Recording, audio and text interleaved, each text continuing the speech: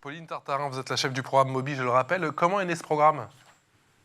Alors, c'est une volonté du ministère de la Transition écologique qui a demandé à EcoCO2, qui est un partenaire régulier du ministère sur les programmes C2E, de se positionner sur l'écomobilité scolaire parce que vous disiez, est-ce que ça peut être une norme? Je ne sais pas, mais en tout cas, c'est une vraie volonté des collectivités et des parents qui sont extrêmement intéressés pour être acteurs de l'amélioration des abords de l'école. Est-ce que vous constatez peut-être des élèves aussi ou des parents qui seraient réfractaires à ce genre d'organisation ou vous pensez quand même que les mentalités commencent quand même largement à évoluer sur ce point de vue? Alors, je pense que les mentalités évoluent largement. Bien sûr que c'est difficile de penser l'écomobilité scolaire parce que ça vient toucher à des déplacements de l'intime, de la sphère familiale.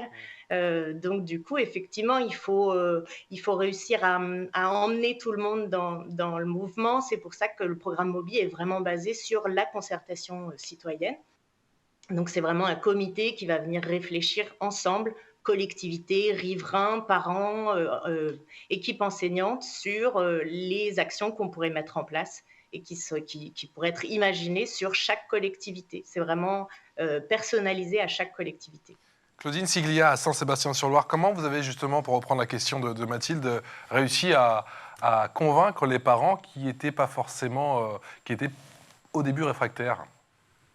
Alors, je ne sais pas s'ils sont réfractaires, mais en tous les cas, les changements d'habitude, oui, ça implique de la remise en cause, des modifications d'organisation sur des temps qui sont un petit peu complexes.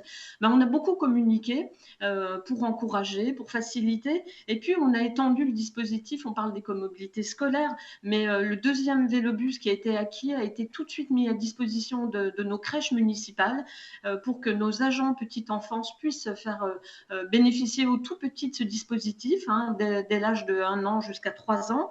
Ce qui veut dire qu'on a touché encore davantage de familles, donc dont des familles où dans la fratrie d'autres enfants étaient déjà scolarisés. Donc on a donné aussi par ce biais-là le goût, l'envie d'utiliser, et on se rend compte que le partage d'expérience à ce niveau-là est vraiment important. On l'a étendu également à nos assistantes maternelles qui peuvent l'utiliser dans le cadre de leur activité professionnelle et le week-end. On partage aussi le dispositif avec nos centres socioculturels, avec le centre départemental de l'enfance. Donc, vous voyez, l'idée, c'est de sensibiliser tous les acteurs de la commune pour que finalement chacun ait l'opportunité de le tester.